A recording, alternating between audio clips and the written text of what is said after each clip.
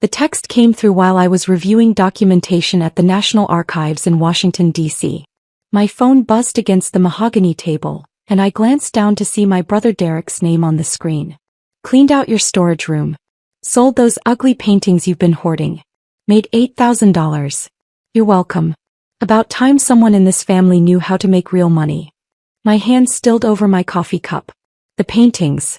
My chest tightened, but I kept my expression neutral. The librarian across from me didn't notice anything amiss as I calmly set down my phone and returned to the 18th century maritime documents I'd been cataloging. Another text arrived 30 seconds later. Dealer said they were amateur work but paid cash anyway. Splitting it with mom and dad since they let me use your room for storage. Fair is fair, right? Face with tears of joy. I typed back a single word, understood. Then I made a phone call. The paintings Derek had just sold weren't mine to sell. They weren't his to touch. They weren't even legally available for private ownership. Each one was a recovered cultural artifact currently under federal protection, temporarily housed in my secure storage facility while undergoing authentication and provenance research. I was the lead art historian for the FBI's Art Crime Team's Cultural Heritage Division, specializing in Revolutionary War-era artwork. Those 7 paintings represented 18 months of international investigation, cooperation with Interpol and careful negotiation with private collectors. Combined insurance value, $1.2 million. Legal status, protected government assets. My brother had just committed a federal crime. I finished my work at the archives, submitted my research notes, and caught the 4 p.m. train back to Philadelphia. My phone buzzed continuously during the journey. More texts from Derek, then from my mother, then from my father. Derek, use some of the money to book that Vegas trip I've been planning. Thanks, sis. Slot machine. Mom, Derek told us about the paintings. So glad he could help you declutter. You always were a pack rat, sweetie. Dad, your brother's finally showing some initiative. Maybe you could learn something from him about turning a profit. I didn't respond to any of them. Instead, I opened my secure work phone and sent a carefully worded email to my supervisor, Special Agent Catherine Morrison, along with the assistant U.S. attorney assigned to our division. I attached photographs I'd taken of the paintings in storage 3 weeks earlier, provenance documentation and the text messages from Derek. Catherine called me within 10 minutes. Emma, please tell me your brother didn't actually sell the Peel collection. All 7 pieces, I said quietly. He texted me about it 2 hours ago. There was a long silence on the line. Then, the authenticated Charles Wilson Peel portraits we recovered from that estate fraud case in Geneva? The ones scheduled for Smithsonian transfer next month. Yes. Jesus Christ.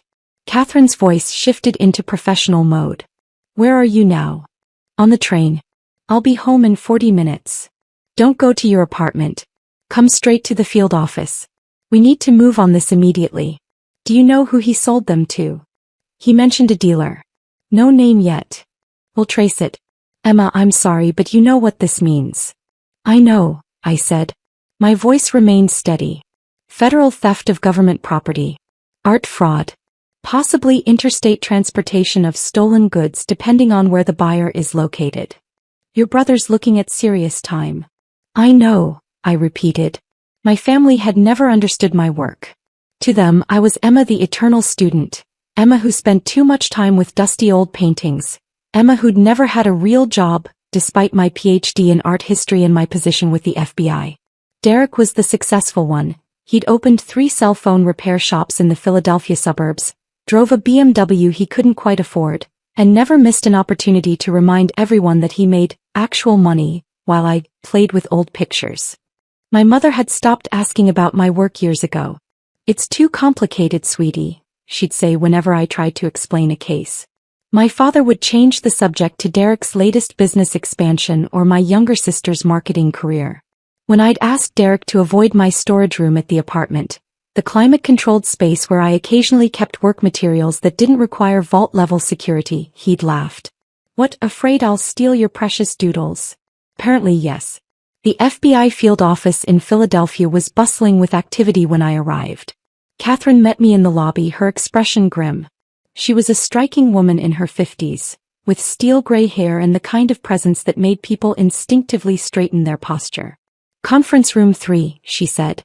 Art crime team is assembling. Tracy Perkins is already here.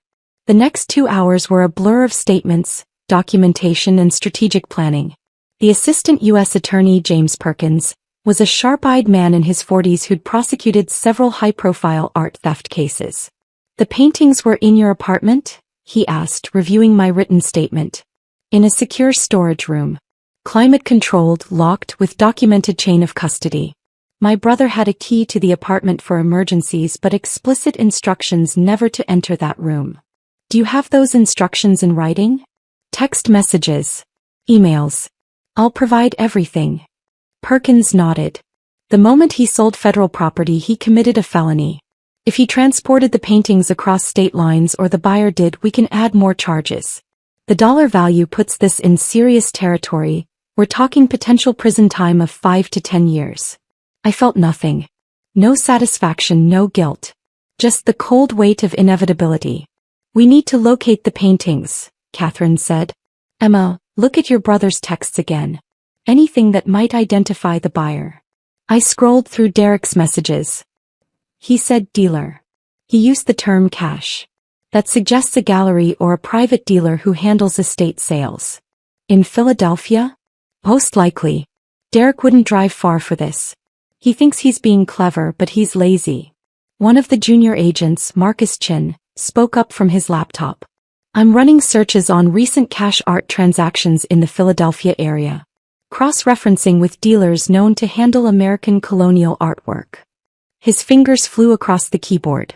Got a hit. Rothman Gallery in Rittenhouse Square posted new acquisitions on their Instagram 2 hours ago.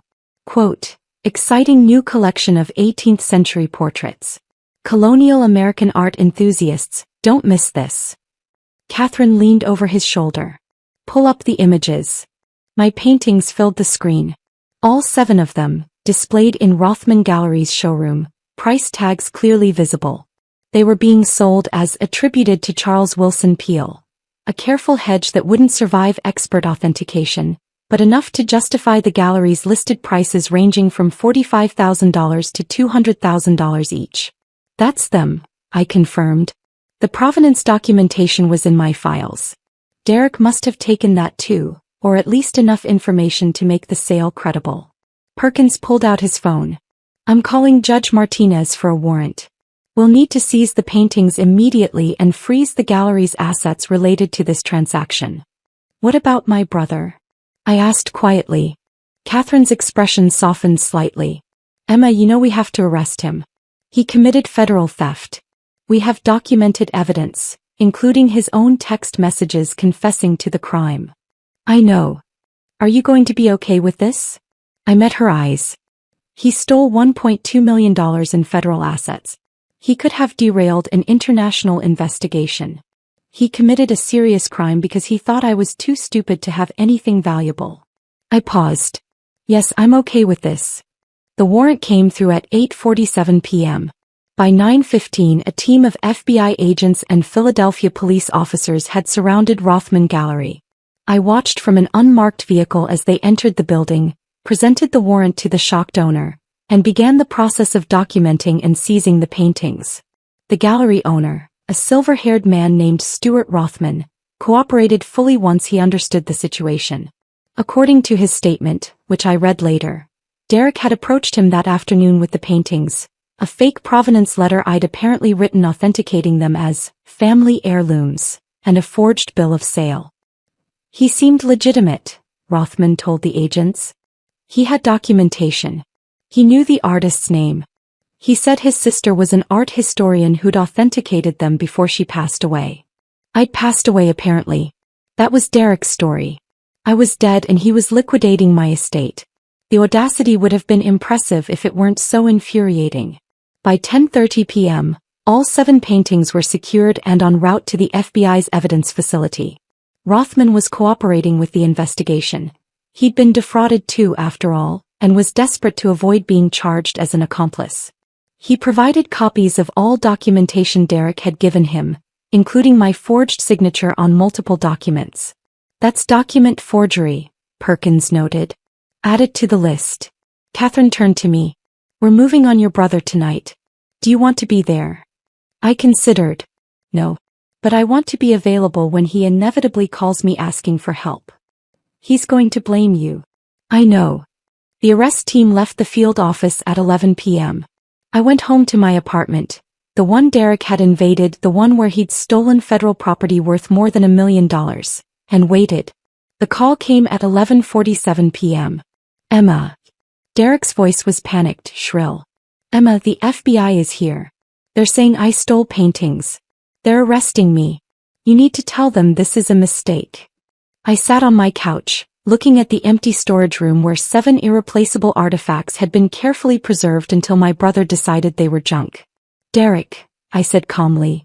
Those paintings were federal property. Protected government assets under FBI custody. I'm the lead art historian for the FBI art crime team. Those pieces were part of an ongoing international investigation. Silence. Then, what? You stole $1.2 million in government property.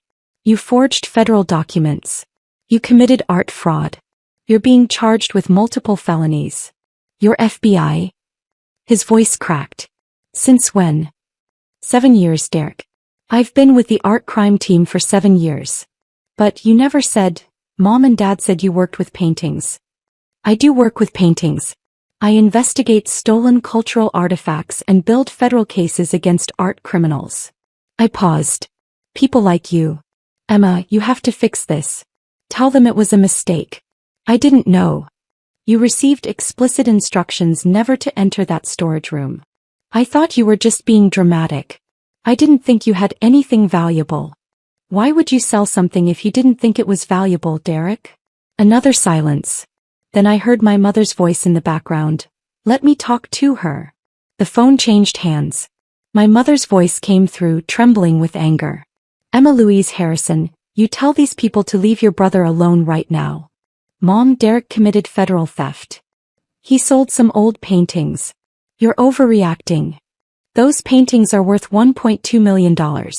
They're protected government assets. He forged federal documents and committed art fraud. So what?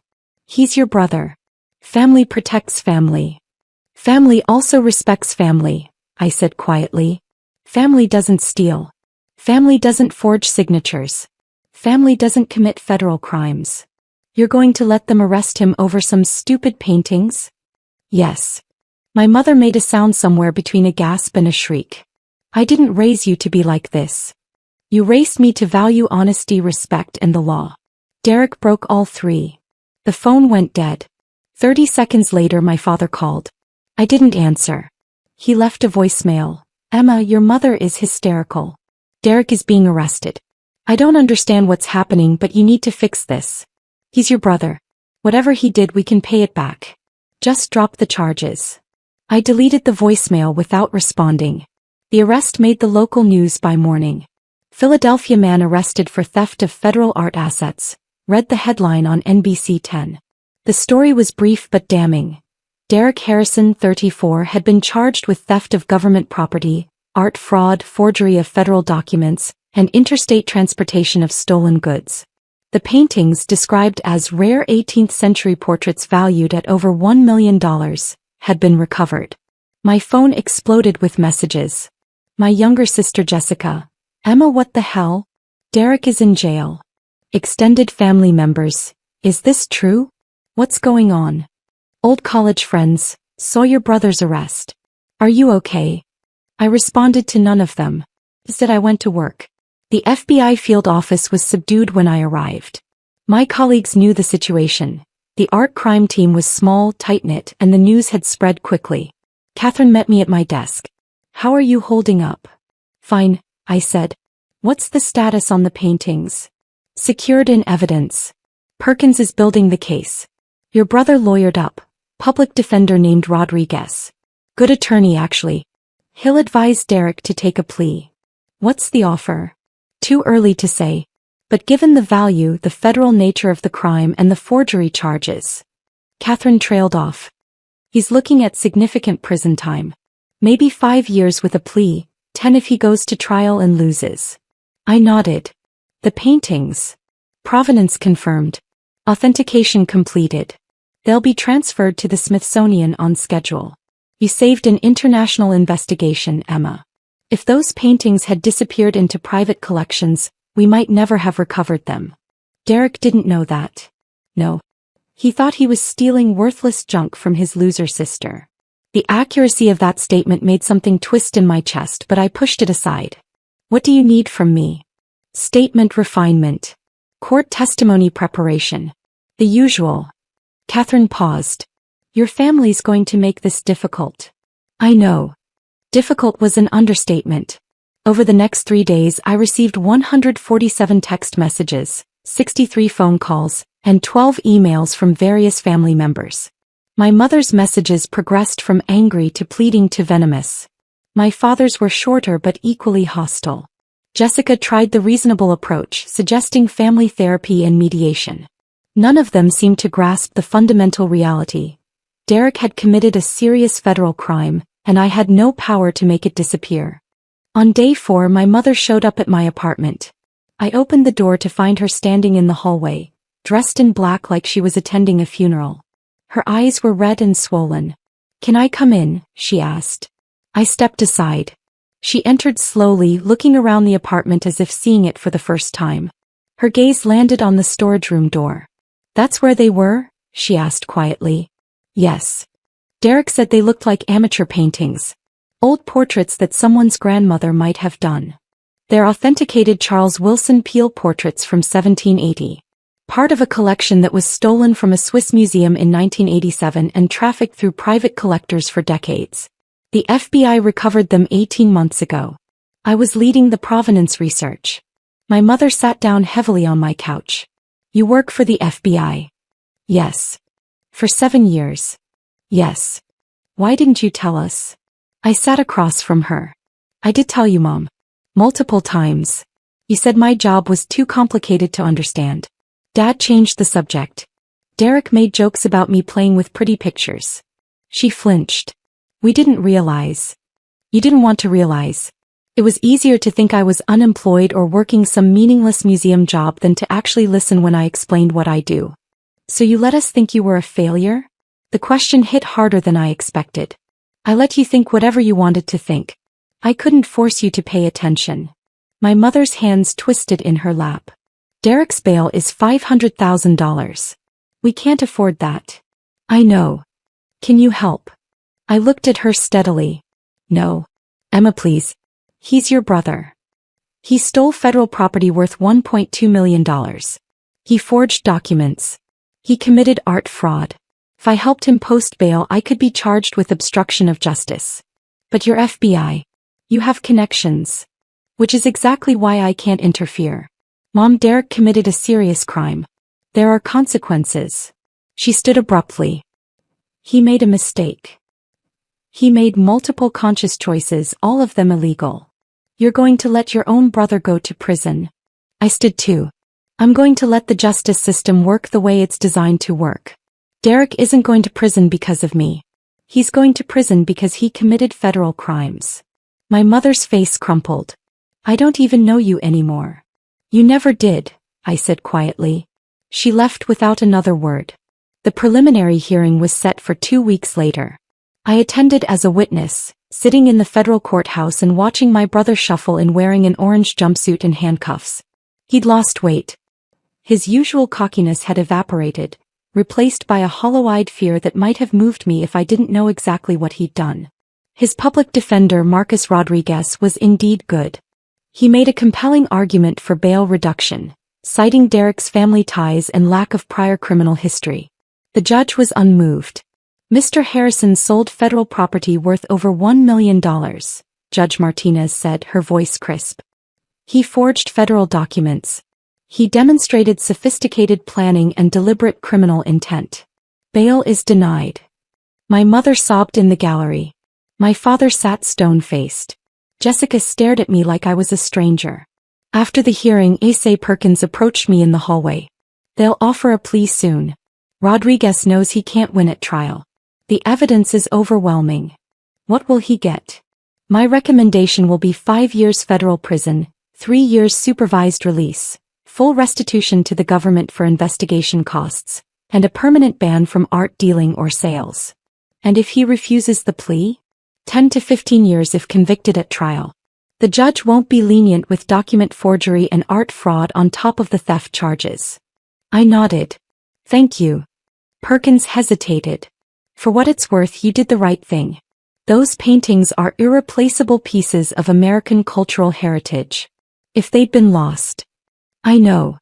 Your family doesn't see it that way. No, I agreed. They don't. The plea offer came 3 days later. Derek's attorney called my supervisor to inform the FBI that his client would be accepting the government's terms. 5 years in federal prison, 3 years supervised release, $87,000 in restitution for investigation and recovery costs, and a lifetime ban from art-related commerce. Catherine called me into her office to deliver the news. It's done, she said. Sentencing is scheduled for next month, but the plea agreement is signed. Your brother's going away. I sat down slowly. 5 years. It's better than 15. Rodriguez did right by him. She paused. How do you feel? I don't know, I admitted. I keep thinking about when we were kids. Derek was always the charming one, the one who could talk his way out of anything. He's probably terrified right now. He should be. Federal prison isn't a joke. I know. I looked up at Catherine. Did I do the right thing? Emma, you reported a federal crime. You protected government assets worth over $1 million. You maintained the integrity of an international investigation. Yes, you did the right thing. It doesn't feel right. Because he's your brother. But Emma, if you'd covered for him, you'd have been complicit. You'd have destroyed your career and probably faced charges yourself. And those paintings, those irreplaceable pieces of history, might have been lost forever. He was right. Intellectually, I knew she was right. But emotionally, the weight of what I'd set in motion was crushing. The 7 Peale portraits were transferred to the Smithsonian Institution 3 weeks later. I attended the ceremony as part of the FBI art crime team. The museum's director of American art gave a speech about cultural preservation and the importance of law enforcement cooperation in recovering stolen artifacts. These portraits represent not just artistic achievement, she said, but a tangible connection to America's founding era. They were lost for decades, trafficked illegally, nearly lost forever. Thanks to the dedication of the FBI's art crime team, they've been recovered and will now be preserved and studied for future generations.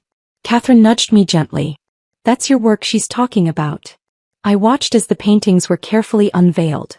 7 faces from 1780, preserved despite decades of theft and trafficking, now safe in a museum where scholars and visitors could appreciate them. Derek had called them junk. He'd sold them for $8,000. He'd forged my signature and told the gallery I was dead. Worth it. Catherine whispered. I thought about my brother in a federal prison cell. I thought about my mother's sobs in the courtroom. I thought about my family's texts calling me a traitor, a monster, someone who valued paintings over blood. Then I looked at the portraits. 7 faces that had survived 2 centuries, speaking across time, preserved for everyone who came after us. Yes, I said quietly. Worth it. Derek's sentencing hearing was brief. Judge Martinez accepted the plea agreement, noted the seriousness of the crimes and emphasized the importance of protecting cultural heritage. Derek stood silently as she pronounced sentence. 5 years in federal prison, 3 years supervised release, $87,000 restitution, lifetime ban from art commerce. My parents attended. Jessica attended. I stayed at work. That evening Jessica called me. You weren't there, she said. No. Mom wanted you there. I'm sure she did. A long silence. Then, Emma, I've been reading about those paintings. The ones Derek sold. Oh. They're really important. Like historically significant. Museums and scholars have been searching for them for decades. Yes, I said. They are. Derek could have destroyed something irreplaceable. Yes, I said again. He could have. Another pause. I didn't understand. None of us did. We thought you were just being vindictive. But you were protecting something bigger than family drama, weren't you? My throat tightened. I was doing my job, Jessica. That's all. No, she said softly. You were doing the right thing even though it cost you everything. That's different. After we hung up, I sat in my apartment, The one Derek had violated, the one where he'd stolen pieces of American history because he thought I was too pathetic to own anything valuable, and let myself cry. Not for Derek. Not really. But for the family we'd never quite been, for the respect I'd never quite earned, for the version of us that might have existed if they'd ever bothered to see who I actually was. 6 months later, I stood in the Smithsonian's American Art Wing, looking at 7 portraits by Charles Willson Peale, dated 1780, recently recovered after 37 years missing.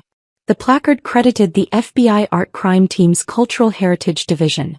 My name was on that placard. Dr. Emma Harrison, lead art historian. Visitors walked past, pausing to read about the painting's incredible journey from theft to recovery. They had no idea what it had cost. They didn't know about the brother in federal prison, the parents who'd stopped speaking to me, the family gatherings I'd never attend again. But they could see the paintings. Students could study them. Scholars could research them.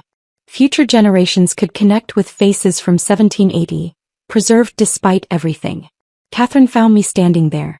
Still worth it, she asked. I looked at the portraits. 7 faces that Derek had called junk, that he'd sold for less than 1% of their value, that he'd nearly lost forever. Yes, I said. Still worth it. My phone buzzed. A text from an unknown number. This is Derek. I have limited phone access. I'm sorry. I understand now what I did. I'm sorry for everything. I looked at the message for a long time. Then I typed back, I know. Good luck, Derek. I didn't delete his number. But I didn't save it either. Some bridges burn. Some families break. Some choices cost everything. But 7 portraits from 1780 hung in the Smithsonian, preserved for all time, and I'd helped make that possible. It was enough. It had to be enough.